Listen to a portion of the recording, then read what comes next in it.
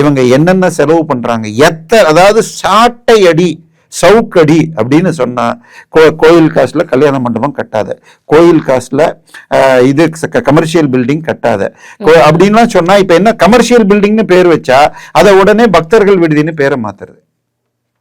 இப்படி கொடுத்ததுக்கு முந்தானத்துக்கு இது கொடுத்திருக்காங்க. அதுக்கு பேர் என்ன, ரத்து செஞ்சிருந்தாங்க, அரசாணை ரத்து செஞ்சிருந்தாங்க. ரத்து செய்யட்டுமா, பட் இவங்க கூச்சமே படாம பண்ணிட்டு இருக்காங்க. இந்த ஆட்சி வந்த முதல் வருடத்துல என்ன பண்ணாங்கன்னா, நம்ம இது பச்சையப்பாஸ் காலேஜ் பக்கத்துல இருக்கிற இது ஒரு பள்ளிக்கூடம் இருந்தது, ஏம்பரேஸ்வர் கோயிலுக்கு சொந்தமான இடம்.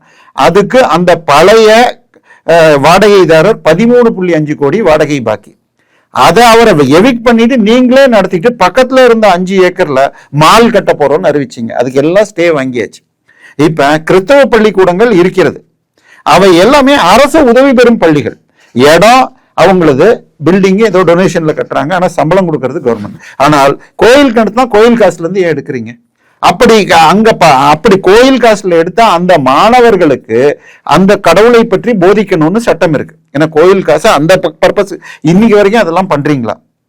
இன்னைக்கு வர்ற பையனுக்கு எத்தனை பேருக்கு 4 திருக்குறளை சேர்த்து சொல்ல முடியும்? நேற்றுக்கு திருமாவளவன் ஒருத்தர் பேசியிருக்காரு, என்னெல்லாம் பேசியிருக்காரு. நம்ம பேசுற ஐ மீன் ராஜராஜனுடைய பெயரே அது தமிழ் பெயரே இல்ல. ஸ்டாலின்ங்கிறது என்ன மொழிமா? உதயநிதி அவரே ஒத்துக்கிட்டாரு, ஸ்டாலின்ங்கிறது தமிழ் பெயர் இல்லன்னு முதல்வரே ஒத்துக்கிட்டாரு. இல்ல அதுவாக யாரோ ஒரு பேர் இன்ஃபுளுன்ஸுங்களாம். உதயநிதிங்கிறது என்ன மொழி? உதயமும் சமஸ்கிருதம், நிதியும் சமஸ்கிருதம். ஜெயலலிதால ஜெயமும் சமஸ்கிருதம், லலிதமும் சமஸ்கிருதம். ராமதாஸ் என்பதில் ராமமும் சமஸ்கிருதம், தாஸ் என்பதும் சமஸ்கிருதம். உதய சூரியன் ஏமா வச்சிருக்கீங்க?